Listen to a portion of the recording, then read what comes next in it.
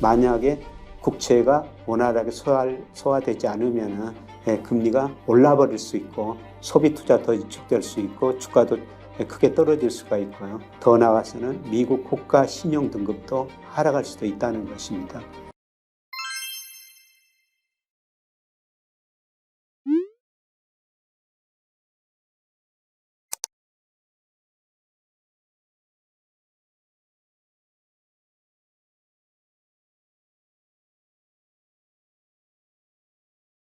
안녕하세요. 최근에 미국 국채 누가 사줄까 이런 것도 시장에서 이슈가 되는 것 같습니다. 그래서 지난 6월 초에 미국의 부채 협상이 타결됐지 않습니까? 그래서 올해 하반기만 하더라도 미 중앙정부가 연방정부가 한 1조 달러 이상 채권을 발행해야 된다는 겁니다. 그래서 과연 이 채권을 누가 사줄까? 이 채권을 사줄 주체가 없으면 미국 금리가 오를 수가 있는 것이죠. 그래서 이것도 중요한 문제이기 때문에 한번 같이 생각해 보겠습니다. 미 연방정부가 발행하는 국채가요, 올 1분기 기준으로 한 31조 달러가 약간 넘어요. 정확히 말씀드리면 31조 4,584억 달러 정도 됩니다. 이걸 누가 보유하고 있습니까? 외국인들이 한 24% 보유하고 있습니다. 그 다음에 연준이 한 18% 보유하고 있고요. 나머지는 미국 민간들, 주로 미국 금융회사들이 보유하고 있죠. 그런데 외국인 비중 보면요, 최근에 많이 줄어들고 있어요. 예를 들어 2015년에 외국인들 한 34% 정도 가지고 있었죠. 근데 최근에 24%로 외국인 비중이 줄어들었거든요. 그러면 외국인 비중이 줄어든 만큼 누가 사줬느냐? 그동안 연준이 사줬었습니다. 2008년 미국에서 금융위기가 있었고요. 그다음에 2020년 코로나 때문에 극심한 침체에 빠졌지 않습니까? 그래서 연준이 양적 안화, 그냥 시장에서 국채를 돈을 발행해가지고 국채를 사준 것이죠. 그래서 외국인 비중이 줄어든 만큼 연준 비중이 늘어난 겁니다. 그런데 문제는 앞으로 지금 외국인도 줄일 수 있고 연준도 줄여야 될 입장이라는 것입니다. 그래서 외국인이 줄이는 것 중에서요, 중국이 이제 가장 큰 문제가 되죠.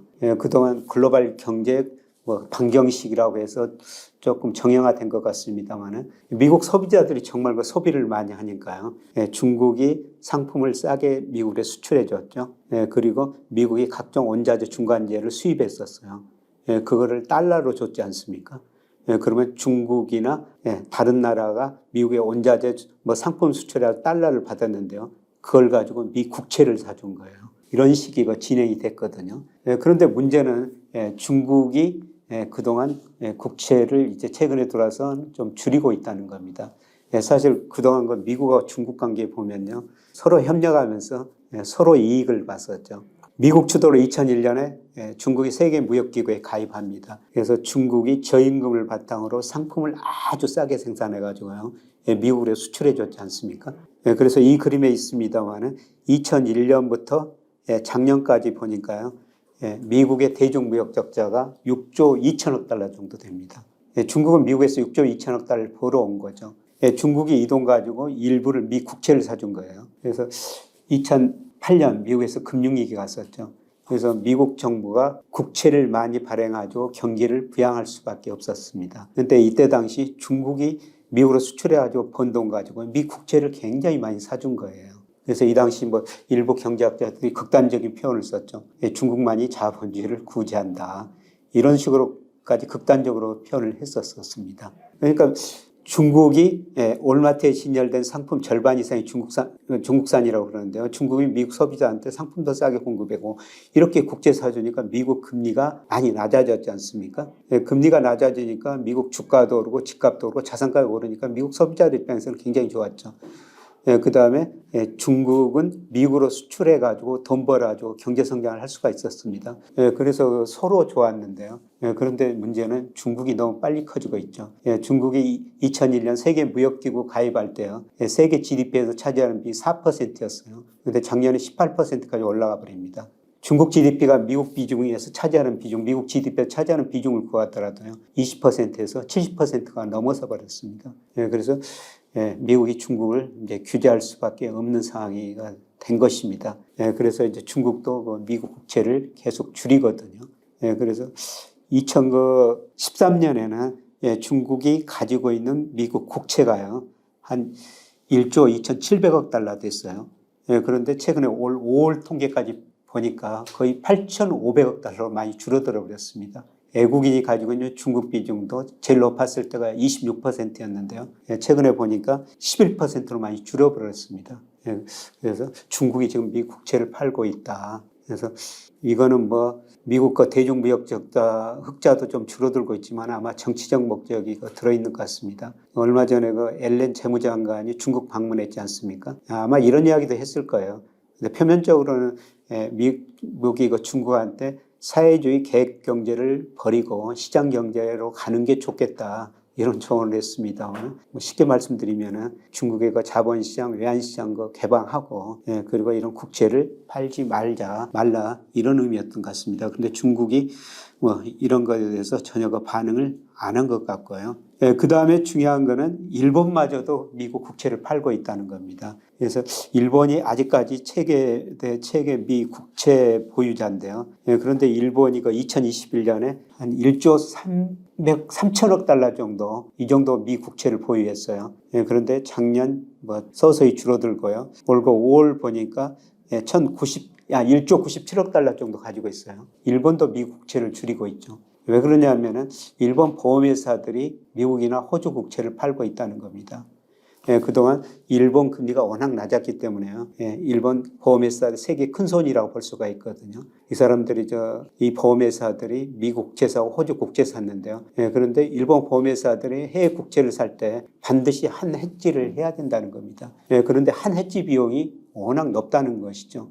그래서 미국이나 호주 국채가 일본 국채 수익률보다 훨씬 더 높지만 한 해지 비용을 고려하니까 별로 이익이 안 생기더라는 거죠. 오히려 일본 국채 샀을 때가 더 안정적으로 이익이 생기더라는 겁니다. 그래서 일본과 보험회사들마저 미 국채를 팔고 있다. 이렇게 좀 볼 수가 있습니다. 그러면 외국인이 미 국채를 상대적으로 줄이면요, 미 연준이 사줘야 되죠. 그런데 2008년 금융위기를 겪고 2020년 코로나 위기를 겪으면서 국채를 연준이 많이 샀지 않습니까? 그래서 돈을 풀었는데요. 문제는 뭡니까? 이렇게 돈을 많이 찍어내니까 물가가 오르니까 연준이 양적 축소, 양적 긴축을 하고 있지 않습니까? 국채를 줄여야 되는 거예요. 그래서 매월 지금 한 900억 달러씩 줄여야 되겠다. 그랬는데 그만큼은 못 줄이고 있는 것 같습니다만 계속 줄이고 있습니다. 그래서 무슨 의미가 되겠어요? 외국인들도 미 국채를 상대적으로 줄이고 미 연준도 물가 안정 목표를 달성하기 위해서는 국채를 줄여야 된다는 겁니다. 그렇다면 국채 사줄 주체가 누가 남아 있어요? 미국 금융회사들이죠. 그런데 미국 금융회사들이 과연 국채를 얼마나 살지 이거는 남아있는 과제라고 볼 수가 있습니다. 그런데 과거처럼 많이 사지는 않을 거예요. 얼마 전에 실리콘밸리 은행 파산했지 않습니까? 파산 이유가 여러 가지가 있습니다. 그런데 그 중에 하나가 뭡니까? 미 국채를 너무 많이 샀다는 거죠. 그런데 국채 수익률이 오르고 국채 가격이 떨어지니까 거기서 손실을 많이 입었다. 이것도 파산 이유 중에 하나입니다. 이런 걸 생각하면은 미국 금융회사들이 그렇게 과거처럼 많이 국채를 살 가능성이 낮다. 이렇게 볼 수가 있습니다. 그래서 이런 거 미 국채 수급 사정에서 보면요. 앞으로 미국 금리가 많이 떨어질 가능성은 낮아 보입니다. 그래서 최근에 좀 미국 금리가 미국 기준금리 인상 때문에 오르고 있습니다만은 미국 10년 국채 수익률이 한때 4%까지 3.2%까지 떨어졌다가 또 4%까지 갔지 않습니까? 아마 이런 거 수급 사항을 반영한 것 같습니다. 물론 외국인이 팔고 그러면은 미국의 수단이 있죠. 또 양적 완화를 단행할 것입니다. 최근에 버냉키 전 연준의장이 21세기 통화정책을 책이라는 이런 제목으로 책을 냈는데요. 그 책 보면은 앞으로 다양한 통화정책 수단이 있습니다. 다시 양적 완화도 할 수 있고요. 극한 상황은 일본처럼 수익률 곡선 통제, 미 연준 10년 국채 수익률 목표치 정해놓고 거기서 국채를 다시 살 수가 있다는 것입니다. 그런 방향은 있지만은 그런 거는 마지막 수단이고요. 수급 사정으로 보면은 미 국채 수익률이 좀 올라갈 수도 있다는 것입니다. 그리고 문제는요, 이렇게 이제 금리 그동안 많이 올렸지 않습니까? 작년 2월 달에 0.25에서 지금 금리를 5%포인트 이상 올렸어요. 그런데 금리를 인상하면은 시차를 두고 소비가 줄어든다는 겁니다. 그래서 최근에 미국 소매 판매 보면은 증가율이 거의 이제 마이너스로 접근해 가고 있어요. 아마 3분기, 4분기 가면서 마이너스가 될 겁니다. 근데 소비가 미국 GDP에서 차지하는 비중이 무려 71%나 되죠. 소비가 감소하면 미국 경제가 하반기가 침체에 빠질 수가 있다는 겁니다. 블룸버그 컨센서스 같은 데 보면은 상반기 2분기까지는 미국 경제 성장률이 괜찮지만 3분기에는 거의 0% 안팎, 4분기에는 마이너스 0.5% 이 정도 침체에 빠질 거라는 겁니다. 주로 소비가 위축되고 있기 때문입니다. 그리고 금리가 오르면 기업들도 투자를 줄일 수밖에 없죠. 그런데 미국 기업 부채가 지금 굉장히 높은 수준이에요. 제가 여기 미국 기업 부채 GDP 대비 그려놨습니다만 이 기업 부채라는 것은 뭐냐면은 미국 기업들이 은행에서 금융에서 빌린 돈, 채권을 발행한 돈이에요. 그런데 최근에 거의 50%가 넘었다가요. 약간 줄어들고 있습니다만 과거 평균보다 훨씬 높거든요. 금리가 오르면은 미국 기업 금리 부담이 올라갈 수밖에 없고요. 최근에 블룸버그 같은 거 뉴스를 보면은 최근에 미국 기업 파산들이 많이 늘어나고 있습니다. 투자가 줄어들 수밖에 없다는 거죠. 그래서 국채 수요가 원활하지 못해가지고 시장 금리가 더 오르면은 소비도 줄어들 수 있고 미국 거 투자도 줄어들 수가 있다는 겁니다. 이런 의미에서 하반기에는 미국 경제가 침체에 빠질 수 있다. 이런 전망들이 나오는 것 같습니다. 그리고 소비 줄어들고 기업 이익 줄어들고 그러면 기업 매출 줄어들고 주가도 제가 앞 시간에 주가가 가대평가됐다 이런 말씀을 드린 적이 있습니다만 사실 배당 수익률만 봐도 미국 주가 좀 가대평가 영역이 있는 것 같습니다. 최근 미국의 배당 수익률이 1.5%입니다. 장기 평균이 4.3%거든요. 4.3% 평균에서 1.5% 최근 낮아졌다는 건 분모에 있는 주가가 그만큼 많이 올랐다는 것입니다. 그래서 저는 이런 의미에서 볼 때 하반기에 미국 경제 침체 봐가지고 주가도 조정을 벌일 수 있다. 그런데 저는 가장 큰 문제가 미국의 국가 신용 등급 하락이 아닐까 이렇게 생각합니다. 2011년 8월이었죠. S&P라는 신용평가 회사가요. 미국이 대부채는 없다. 그 다음에 연방정부 부채는 없다. 국가 신용 등급을 한 단계 떨어뜨린 적이 있지 않습니까? 그때 미국 시장뿐만 아니라요. 우리 코스피도 단기간에 20% 이상 떨어지는 큰 충격을 받았어요. 그런데 그때보다도 어떻습니까? 이 그림 보시는 것처럼 연방정부 부채가 훨씬 더 높습니다. 그때 100% 이하였는데요. 최근에 120%도 넘은 적이 있습니다. 그리고 대순부채 한 27%에서 지금 60% 이상으로 넘어가고 있거든요. 대불균형이 너무 심화됐다는 겁니다. 그래서 얼마 전에 피치라는 신용평가회사가요. 미국 국가 신용 등급을 부정적 관찰 대상으로 분류해 놨습니다. 이런 것들이 개선되지 않으면 미국 국가 신용 등급 한 단계 내릴 수가 있다는 거죠. 무디스도 비슷한 경고를 하고 있습니다. 그래서 우리가 앞으로 미국 연방 정부가 재정 적자 메꾸기에서 국채를 발행해오고 또 정부 지출을 늘리기 위해서 국채를 발행할 수밖에 없을 텐데요. 그래서 이런 국채 외국인들 얼마 사주고 그다음에 연준이 어떻게 대응하고 그다음에 미국 금융회사도 어떻게 대응할지 국채가 원활하게 소화될지 이런 거를 좀 관찰을 하셔야 될 것 같습니다.